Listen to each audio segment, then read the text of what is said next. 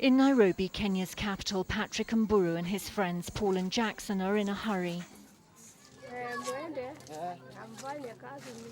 They've got to clean out Pauline Mwangi's toilet and get rid of its raw human waste before the residents return to their homes in Kibera, Africa's largest slum.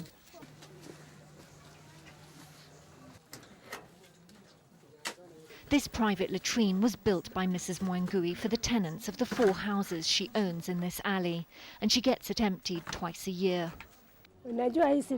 This is an old-fashioned toilet. The sewer is modern and I can't afford to get connected. We were supposed to clean out this latrine yesterday, but the sludge is so heavy we couldn't do it with just a bucket.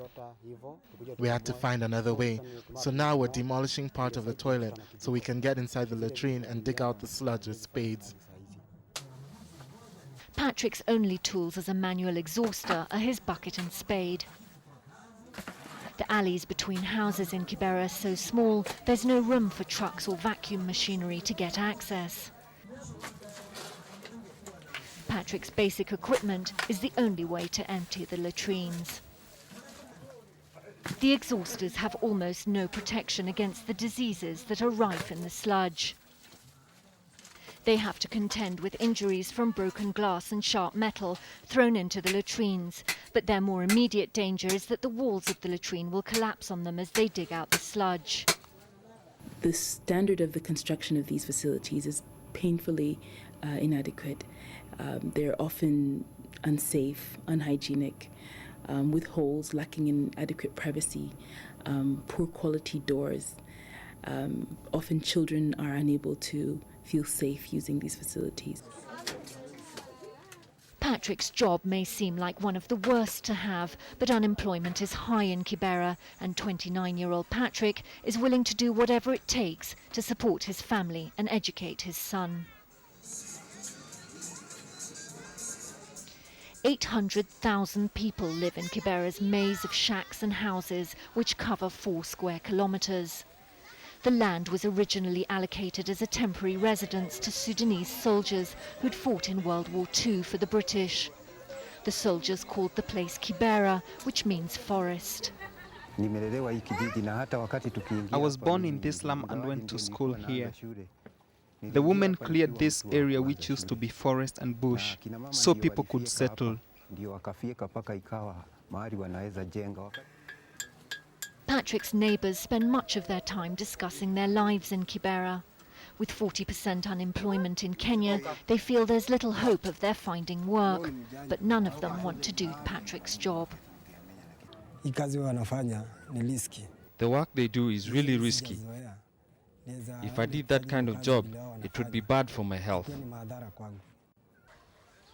Title deeds were never given to the original inhabitants of Kibera, and the land is still owned by the government. In the eyes of the law, Kibera is an illegal squat, so the government hasn't ever provided infrastructure or services such as sanitation. In 1990, a slum upgrade program was launched by the government with the United Nations Habitat Department, but funds are only now starting to trickle into the slum. Today, diarrhea, skin disease, typhoid, tuberculosis and malaria are Kibera's biggest medical problems, and they're all transmitted because of the lack of sanitation and clean water. At home, Patrick's first chore is to feed his chickens.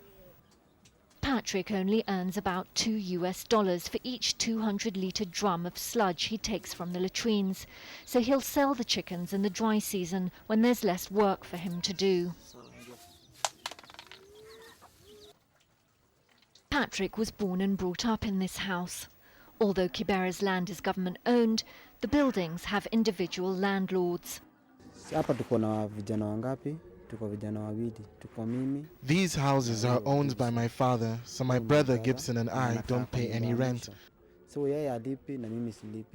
We have tenants in the other houses, and they have to pay rent at the end of each month. Like most in Kibera, Patrick's one-roomed house is built out of mud and sticks with a corrugated iron roof. But Patrick feels his home is better equipped than most in Kibera.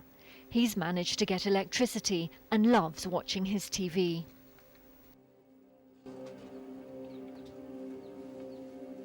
I talked to someone who owns a meter and he let me connect to his supply. At the end of the month, I pay him $3 US. Other people will charge you $4 US a month. It depends on your relationship with them. When it comes to using the toilet, Patrick gets no special treatment. He shares this locked latrine with 7 other houses, and if the owner isn't around with the key, he has to go back to nature.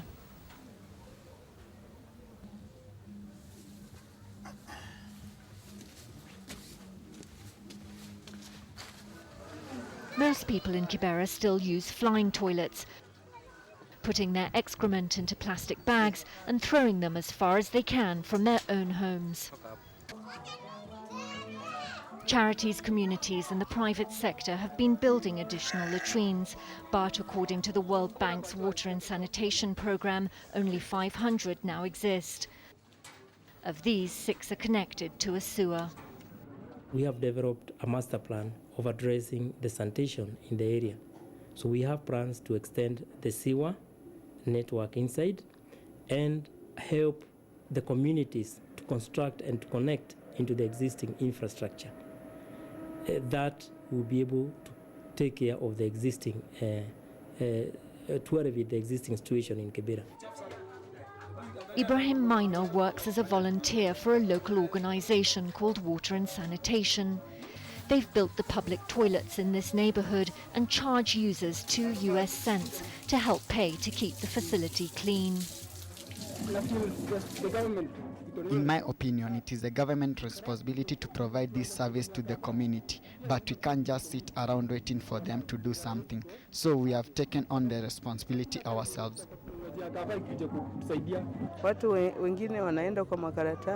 Earlier on, people were using bags and open drains for waste. But since there are these toilets, they are now happy.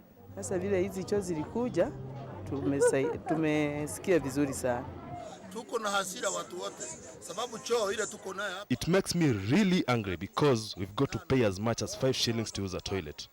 If you have 5 children, it's a lot of money and you can't spend that much money on waste. You have to use that money to buy food and forget about how you deal with waste.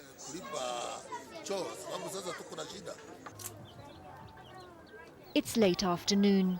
Salome has just fetched her son from school and they're waiting for Patrick's return.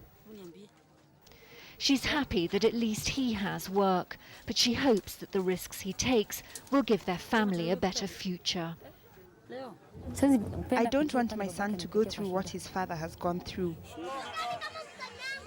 As the day ends, Patrick is still left with the task of getting rid of the sludge. He can't empty the drum in the official sewer because the drop point is too far away. And he doesn't have the right permits because as a self-employed exhauster, his work isn't officially recognised. His only option is to tip it into the already polluted Mbagathi stream that flows through the centre of the slum. The manual exhausters are vital to Kibera, but without government help, they're being forced to worsen the problems of Kibera's growing population rather than help to solve them.